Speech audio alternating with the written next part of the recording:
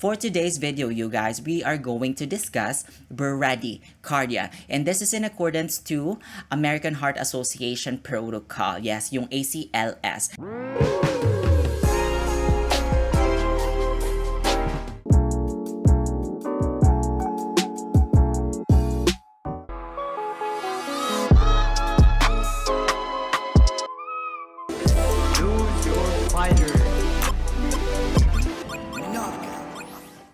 Hi everybody, welcome back to my channel. If you're new here, my name is Neil Gabe and I'm a registered nurse and I do have a degree in medical surgical nursing. I create educational contents and review materials to all the nurses to help with their studies. If that is something that you are interested in, consider subscribing. If you're already a subscriber though, thank you so much for your love and support. I see you. I upload my videos every single day. Don't miss that out. Subscribe to my channel, hit that notification bell so that you will be the very first to watch my newest uploads. Also, don't forget to give this video a big thumbs up and share with your friends because that will really help me know that you like to see more contents like this. Without further ado, let's jump into the video. Hi mga kakulto! Yes, isang panibagong playlist nga ang alay ko sa inyo, and this playlist is actually will include all of my educational contents for all the nurses out there. So I decided to create this new content to my channel para naman tulungan yung aking mga kabarong nurses at pati na rin yung mga estudyante dyan na nagsisimula sa kanilang nursing life. Let this video be a reminder or a reviewer to all those nurses, healthcare professionals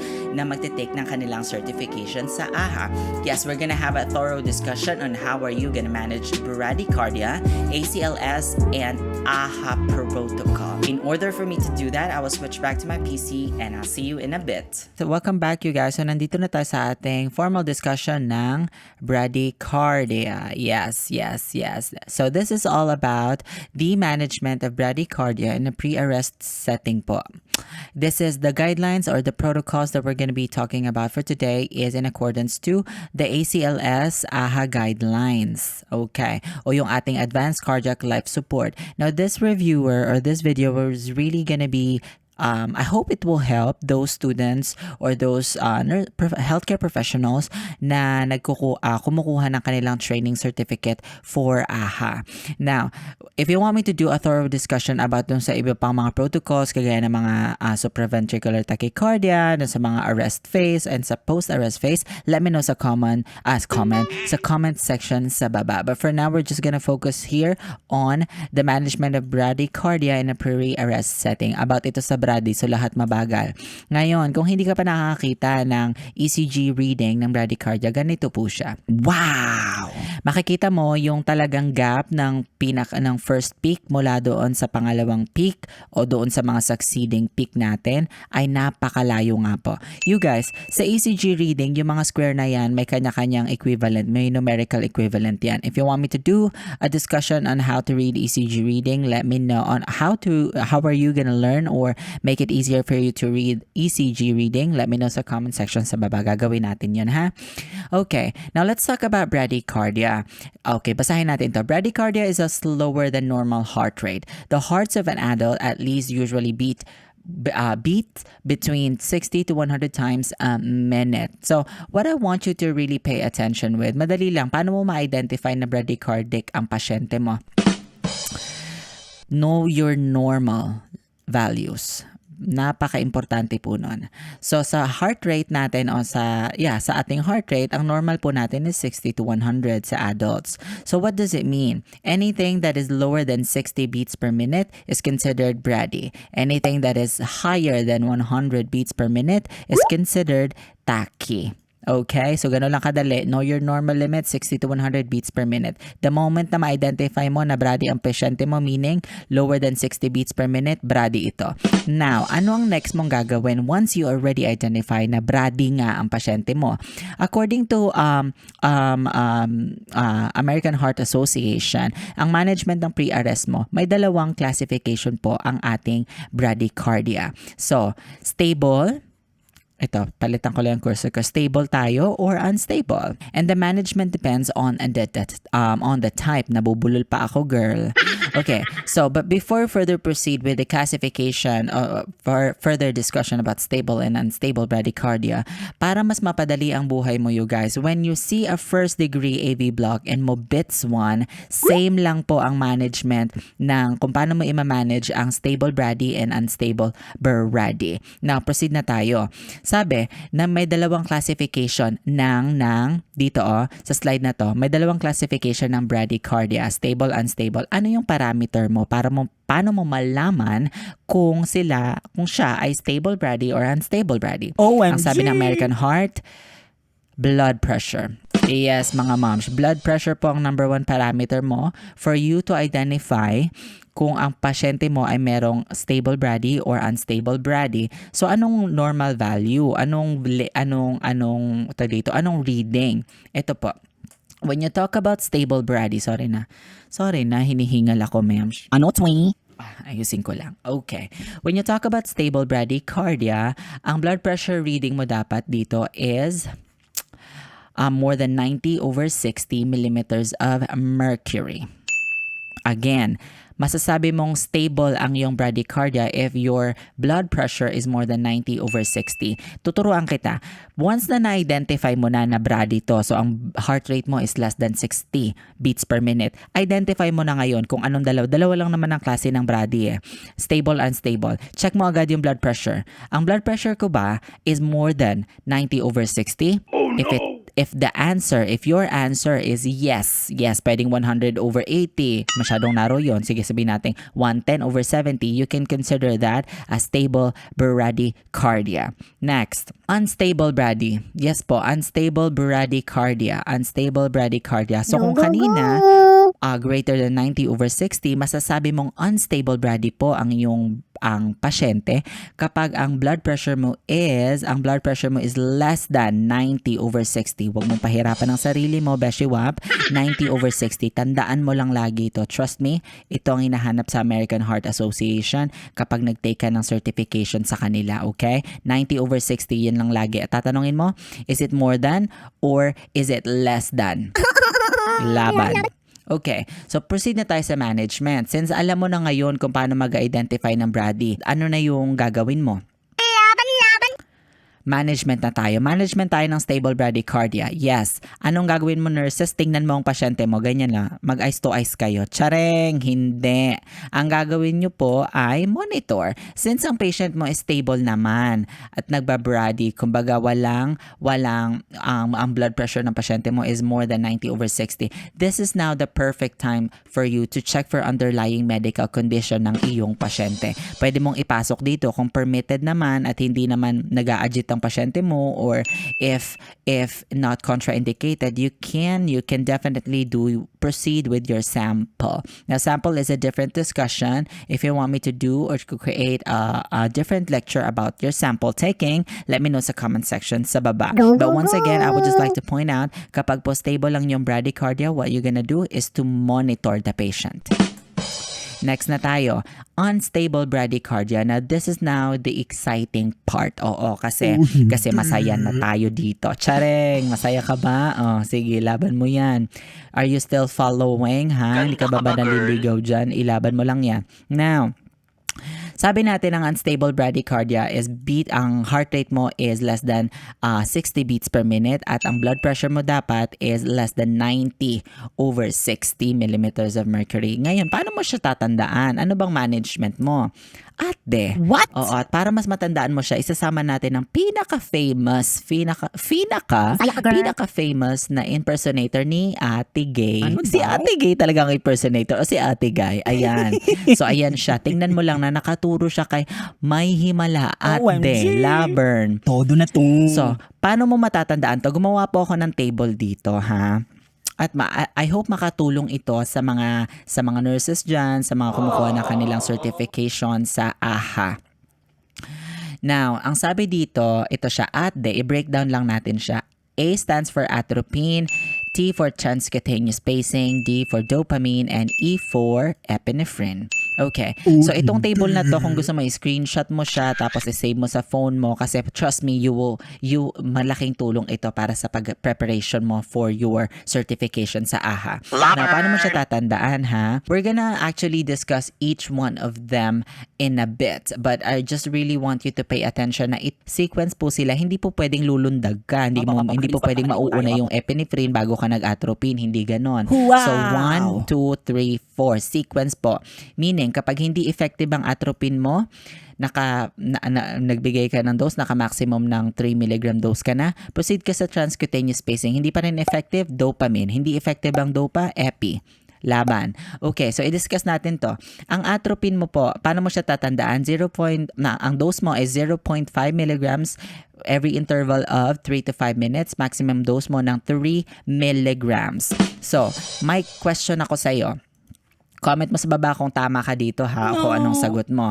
Kung meron kang maximum dose ng 3 mg ng atropine, bakit pa ako letter Phi? May problema ba ako sa Phi? 3 mg of atropine. Yes. Tapos, ang pwede mong ibigay sa kanya per dose is 0.5 mg. Ilang 0.5 ang pwede mong ibigay sa 3 mg? Ang sagot, 6. 0.5 milligrams in an interval of 3 to 5 minutes. Okay? Next, transcutaneous spacing. Dopamine mo, ang unit mo dito is 2 to 20 micrograms per kilograms per minute. Ang yun namang epinephrine ay 2 to 10 micrograms per minute. Okay? So, proceed na tayo sa thorough discussion. Unahin natin tong si A. Ano ba si A? Ano nga ulit? Hiyaw. Atropine. Yay! Laban. So, ano bang function na or indication ng atropine? Now, remember guys na ang atropine natin is our first line of medication sa unstable bradycardia. Atropine is indicated for a symptomatic bradycardia and not in a pulseless patient. Tandaan mo yung pulseless patient ha. Kung hindi pa nakakita ng atropine, ayan po itsura ng atropine baby labs. Now, for you to really understand the function of atropine, kailangan mong maunawaan itong cardiac conduction system. Ano ba yung cardiac conduction system? Ito yung pagsisend ng impulse sa puso para ang puso natin ay mag-contract at mag-relax. So, ano ba yung function or action ng ating atropine kapag ginamit mo siya sa cardiac disease? Marami po kasi yung function ng atropine. Hindi lang siya pang cardiac. Ginagamit din siya sa iba't ibang form of diseases. If you want me to do a thorough discussion about that, let me know, ha? But for now, we're just gonna focus on the cardiac diseases. Dito nga sa discussion na to ay doon sa ating unstable brady. Now, atropine works as a non-selective muscarinic acetylcholinergic antagonist. It increases the firing of the sinoatrial node o yung ating SA node. Ito siya, oh. Yes, the conduction through the atrioventricular node. Ito yung ating AV node. Now, it opposes the action of the vagus nerve, blocks acetylcholine receptor sites, and decreases bronchial secretions. So, dapat mo maunawaan na ano ang tinatarget ng atropine mo, ang iyong SA node at ang iyong AV node. Target, yung kanyang target. Char! Mahilig ka sa target, girl, lover. Let's say, sa example natin dito, hindi effective yung iyong atropine. Anong next course of management mo, next course of action mo? Now, this is the time that you can proceed with your transcutaneous spacing. Tandaan mo ha, sequential po yun. So, hindi po pwedeng lulundag ka from atropine, nag-dopamine ka nang hindi ka nagta-transcutaneous spacing. So, kailangan ganon, sequensya. So, i-discuss natin to. Transcutaneous spacing. Transcutaneous spacing, or what we call TCP, is a temporary means of pacing a patient's heart during an emergency and stabilizing the patient until a more permanent means of pacing is achieved. Now, it is accomplished by delivering pulse of electric current through the patient's chest, stimulating the heart to contract. So, marami ako masyadong mga sinabi, guys, pero ang gusto ko lang matandaan mo ay kung hindi ka pa nakakita ng TCP, ito po siya, oh. Ayan po siya. At remember guys, na sa TCP, may iba't ibang placement yan. Depende kung adult or pedia. Pedia ang iyong pasyente. Kung gusto mo mag-create tayo ng thorough discussion about TCP, let me know sa comment section sa baba, okay? Ang hinahanap sa AHA, kung nagtitake ka ng certification or gusto mo ma-achieve yung certificate mo sa AHA, kasi dadaan ka talaga dito pre-arrest phase and then magpaproceed ka sa proceed sa arrest and then post-arrest. What? Ang hinahanap sa'yo, pag tinanong sa'yo, ano ang transcutaneous spacing? Simplest term, external pacemaker.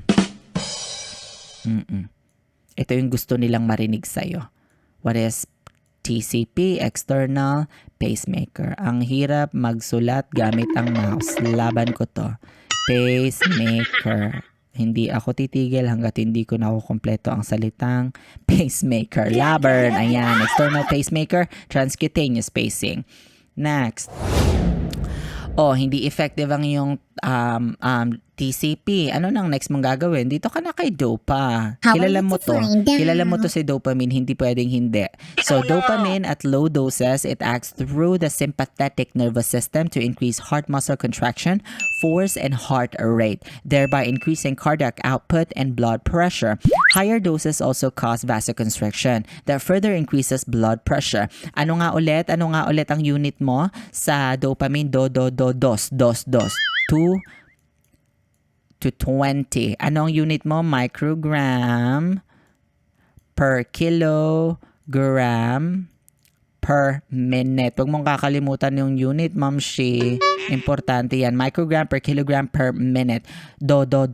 2 to 20. Anong masasabi mo sa dopamine? Dopamine kasi is everything, since it stimulates your sympathetic nervous response, alam mo naman na kapag sumisipa, everything goes up except for your GI and GEU. So, patataasin niya yung iyong cardiac output, okay, by promoting or increasing your heart rate, muscle, and contraction force.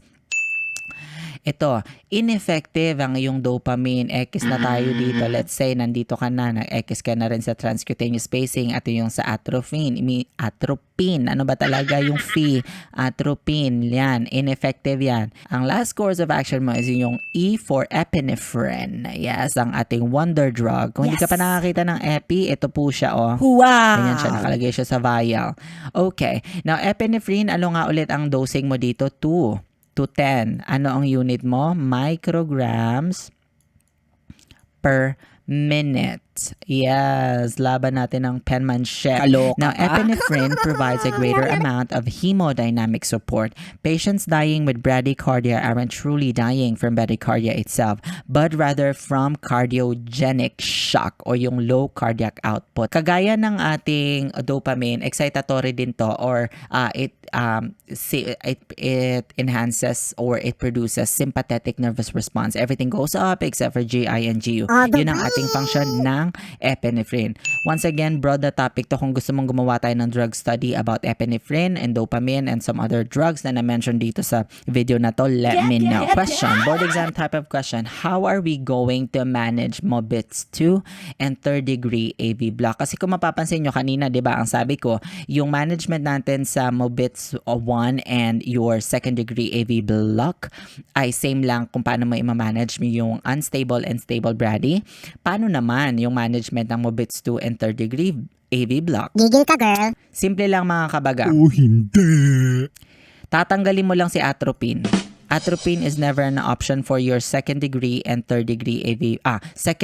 MOBITS 2 and third degree AV block. Wala po siya.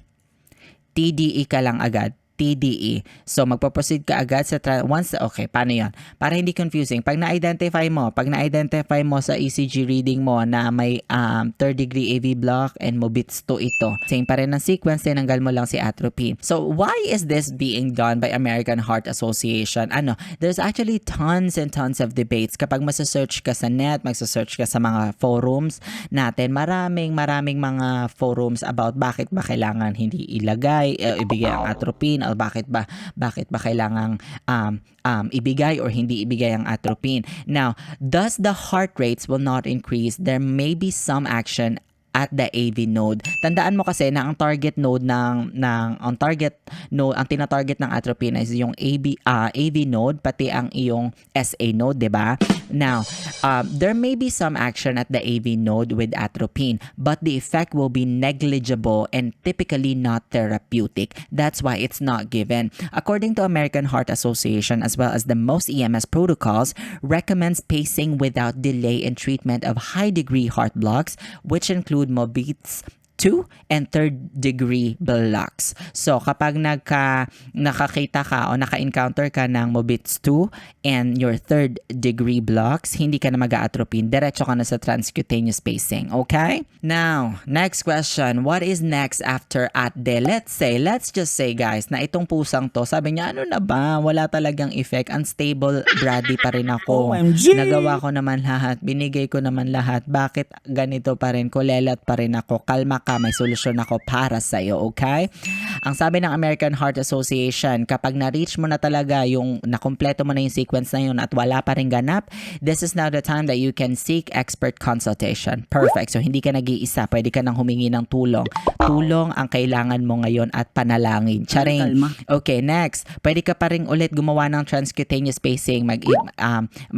Proceed ka pa rin sa iyong transcutaneous spacing. Basically, tapos na ang ating discussion when it comes to managing bradycardia in a pre-arrest setting. Ito yung preparation mo sa iyong ACLS certification. Now, I hope that this one will actually help those. Now, the goal of this video is to actually help those students, those nurses, those nursing professionals sa pagprepara nila sa pagkuha ng kanilang license for ACLS. Yes po, meron po kasing license yun, yung ACLS and BLS certified na tinatawag. Meron ding ID yun. So, sana makatulong ito. Now, para lang magkaroon tayo ng thorough ng recall, gusto ko lang ibigay sa inyo tong ating short quiz. Sagutan natin to in 5 minutes, 1 minute per question. Tapos babalikan ko kayo. Start na tayo.